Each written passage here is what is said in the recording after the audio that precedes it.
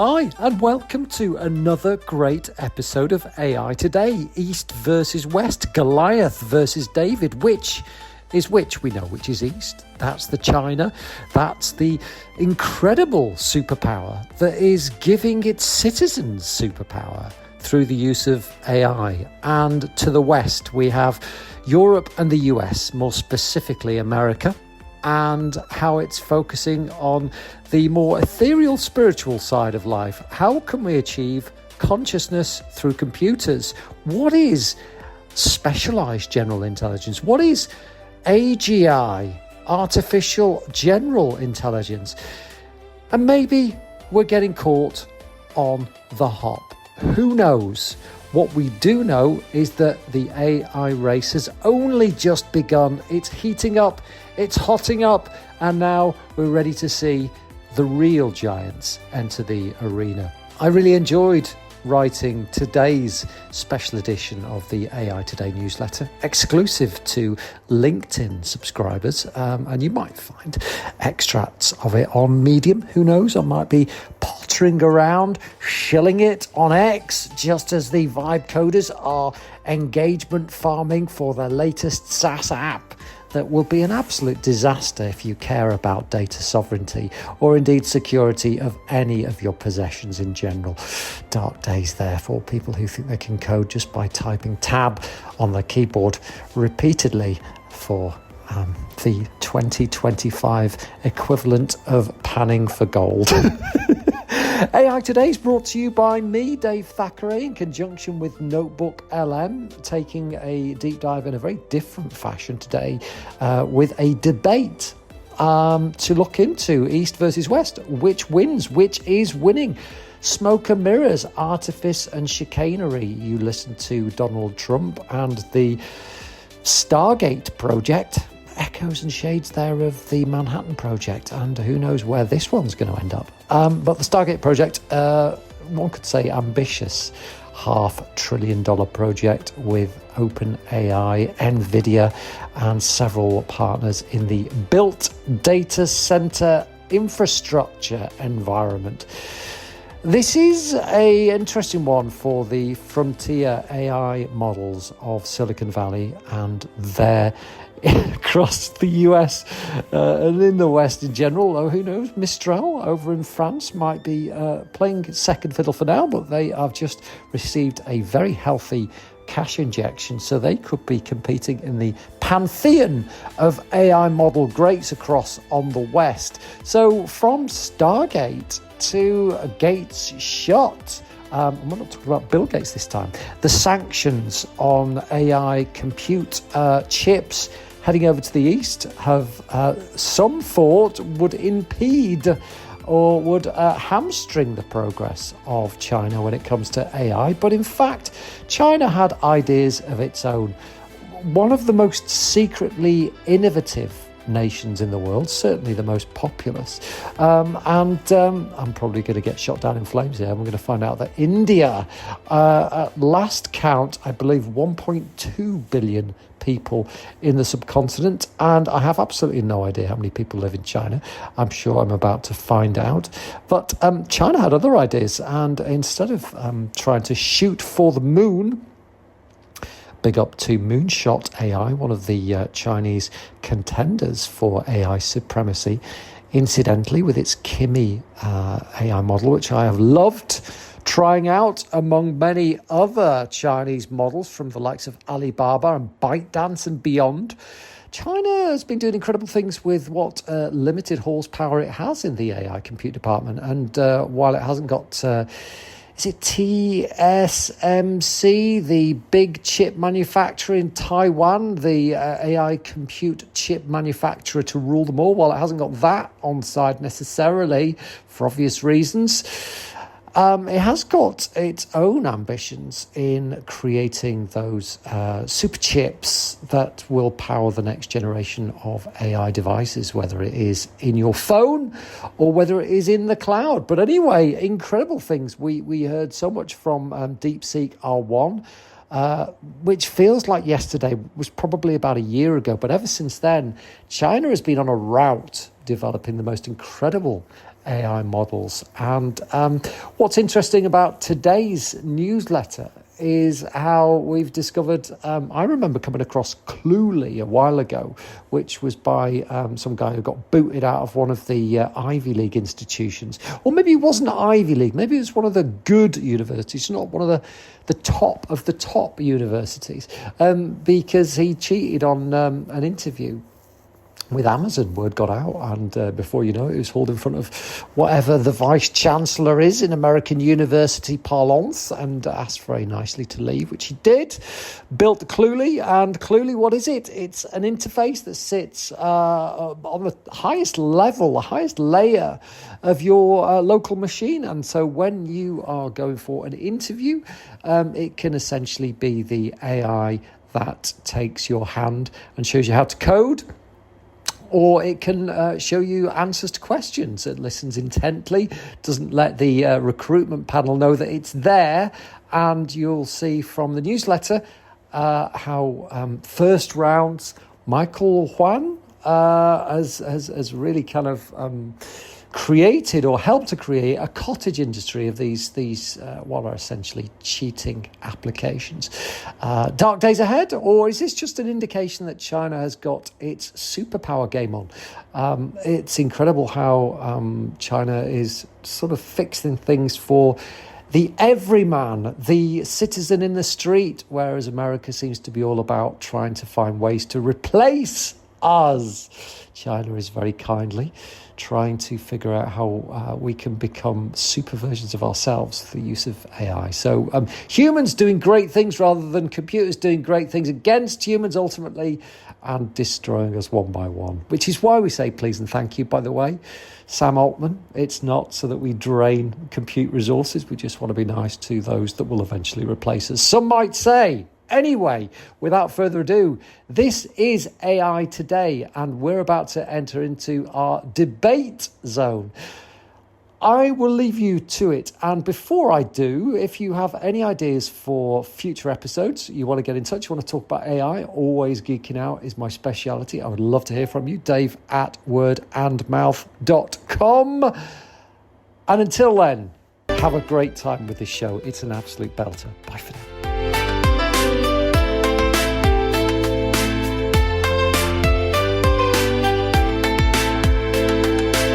Welcome to the debate.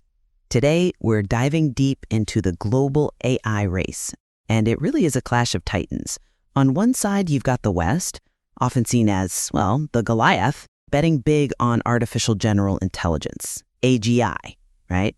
Pouring resources into these huge foundational models, chasing digital superintelligence. And then on the other side, there's China, a really dynamic force, maybe the nimble David in this analogy, with a very different strategy. They're focused really relentlessly on rapid commercialization of AI applications, solving immediate needs with what they actually call superpower tools. Right, superpowers. Exactly.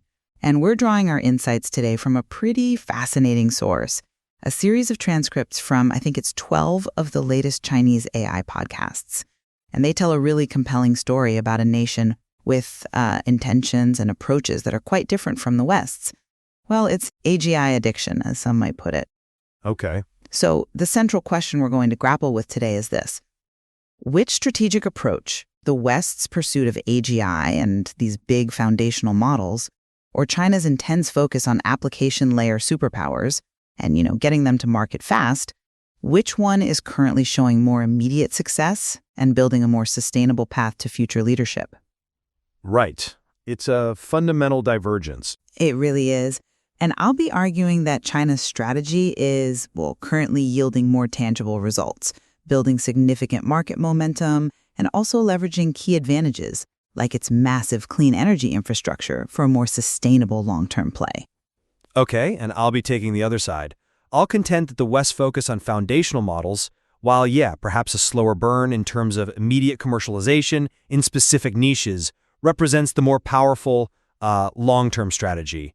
That it's absolutely essential for true, lasting global leadership in AI. Right. Well, it's easy to get caught up in the allure of AGI, this sort of building God idea, as some put it, and purely theoretical AI. But I think the Chinese AI strategy, as we see in these transcripts, is fundamentally more pragmatic. It seems centered on creating, packaging, and selling superpowers, as they say, designed to solve the immediate, painful problems of modern life. This isn't about abstract benchmarks. It's about real, measurable impact right now.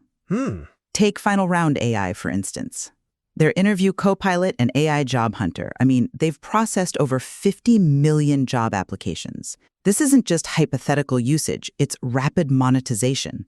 They hit $10 million in annual recurring revenue, ARR, yearly subscription revenue in just a few months. Impressive speed. It really is. Or think about Podwise, a tool that summarizes a 2-hour podcast in 10 minutes. These are perfect examples of what they mean by a superpower.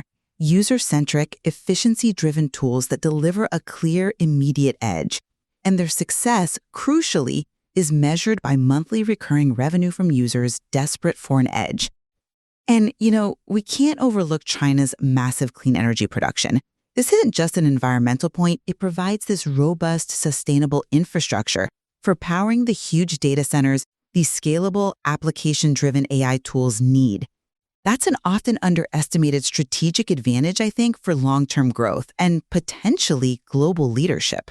Okay, well, I certainly acknowledge the impressive market traction and the, undeniable innovation happening at the application layer in China. That speed is notable. I come at this from a different perspective. I still believe the foundational model approach, the one the West is really championing, remains paramount. You have companies like OpenAI, Anthropic, xAI. They're laser-focused on developing the actual raw material. Right, the large language models, the LLMs, upon which all advanced AI applications, including those superpowers coming out of China, ultimately depend. Look at the rapid growth in token consumption. Moji Ellen highlights this as a key metric, sort of like measuring internet traffic back in the day. And it's primarily driven by these core AI labs. This indicates that investment and development in the fundamental capabilities are expanding at an accelerating rate. It signifies, I think, a collective expectation that AI will move beyond just being an external weapon for specific tasks to something that will deeply penetrate every workflow, every aspect of daily life. And this profound shift, I'd argue, is driven by the sheer power and versatility of these foundational models. We also can't just ignore the strategic dependencies here.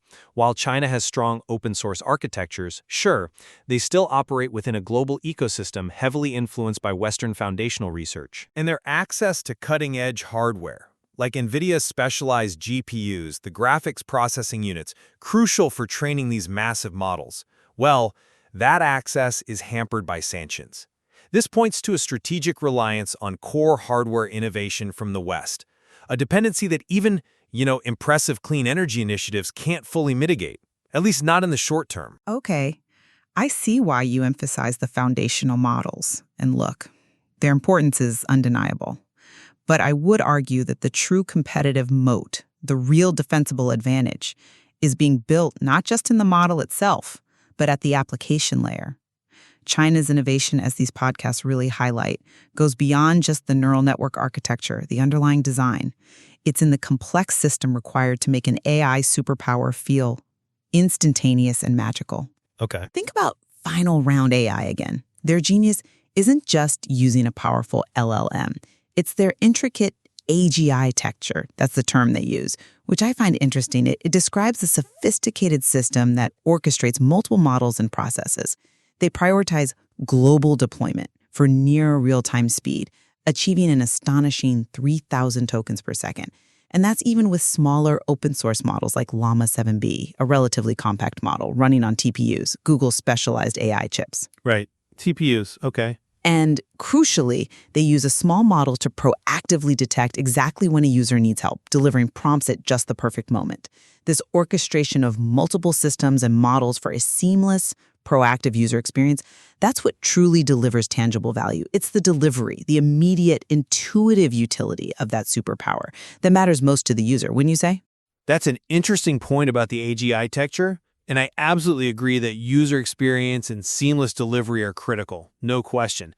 However, I would frame it slightly differently. For that magic to even exist, the fundamental breakthroughs still have to originate from those foundational models.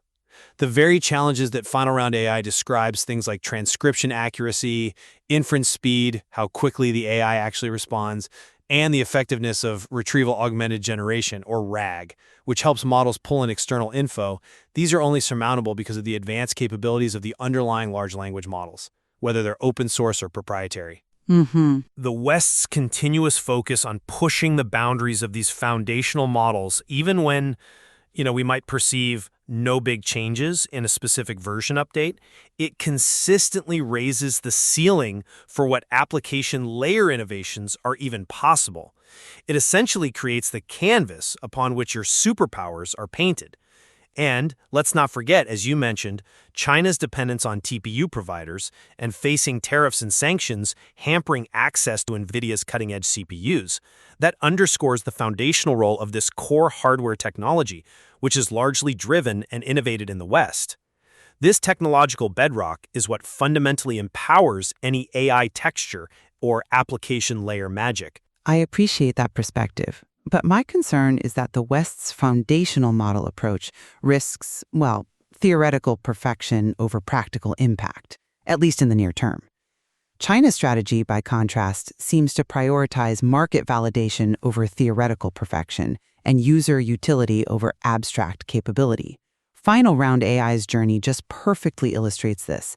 They started from what was almost a sci-fi hypothesis and boom, quickly transformed it into a product generating $10 million in ARR, charging users $99 a month, all within mere months. Right. This demonstrates a ferocious speed and responding to market signals and taking a direct-to-consumer, high-value approach.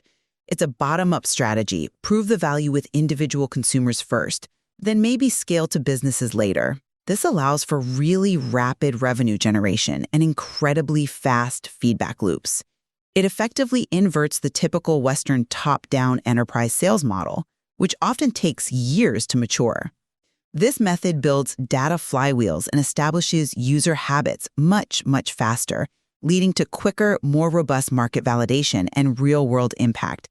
Isn't this immediate, tangible impact a more compelling measure of success, at least in the short to medium term? Well, I'm not entirely convinced by that line of reasoning.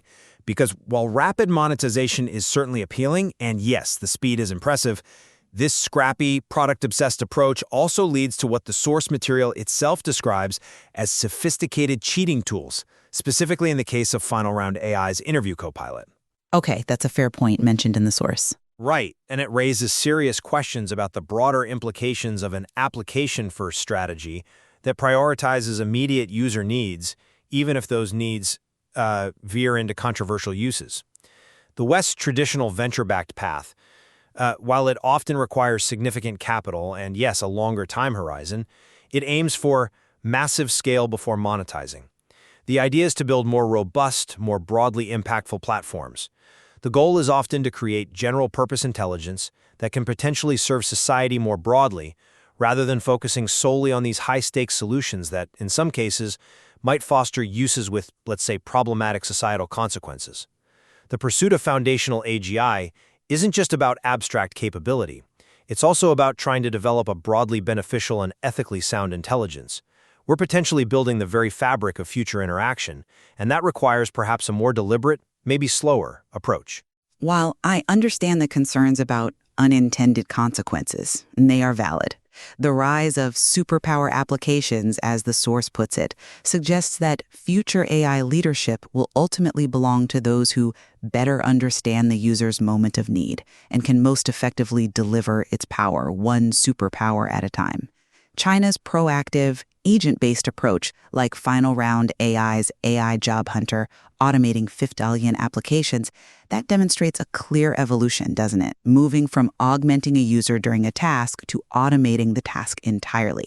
This isn't just about speed. It's about achieving real critical outcomes for millions of people. Okay. And when we talk about long-term sustainability and global leadership, we have to consider the infrastructure.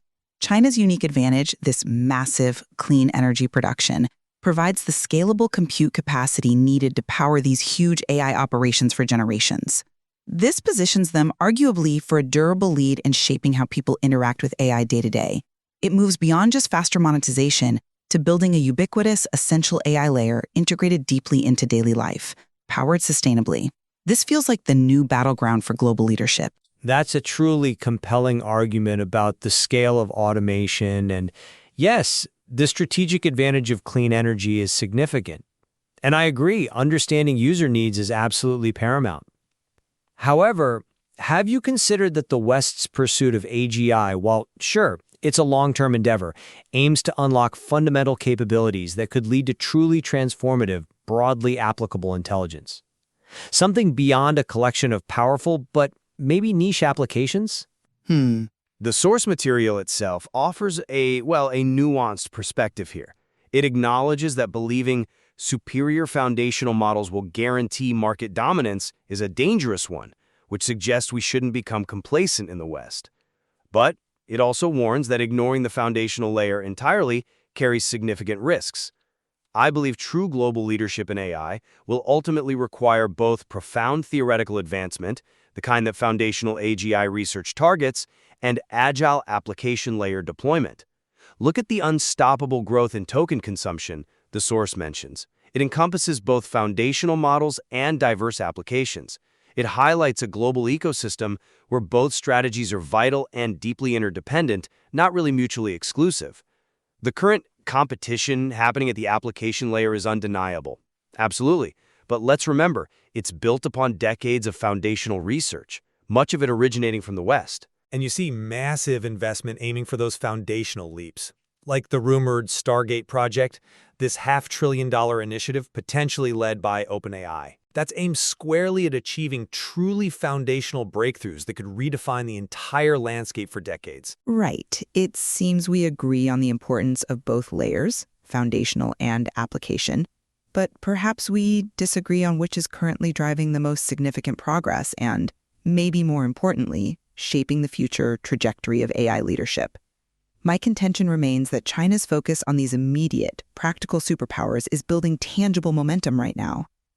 And I maintain that the foundational work in the West, while maybe less flashy in terms of immediate products, is laying the essential groundwork, the very bedrock for all future applications, regardless of their current market visibility. This isn't just a race for today's market share, but for tomorrow's fundamental intelligence. So today, we've navigated these two distinct yet incredibly impactful paths the world's leading AI powers are forging. Both approaches the West's ambitious pursuit of artificial general intelligence and foundational models, and China's pragmatic focus on application layer superpowers and rapid commercialization. They both offer compelling arguments for their effectiveness and future potential. Absolutely. We've seen how China's strategy has led to rapid market penetration, significant revenue generation by tackling specific, high-stakes user needs, and how they're leveraging that clean energy infrastructure as a potential long-term advantage. And we've explored how the West continues to push the boundaries of foundational AI capabilities, investing heavily in these long-term, potentially transformative projects like the Stargate initiative you mentioned. There are clearly strengths and, yes, vulnerabilities in each approach. The ultimate outcome of this dynamic competition, this ongoing David versus Goliath scenario, though it's debatable who is who at this point, remains to be seen.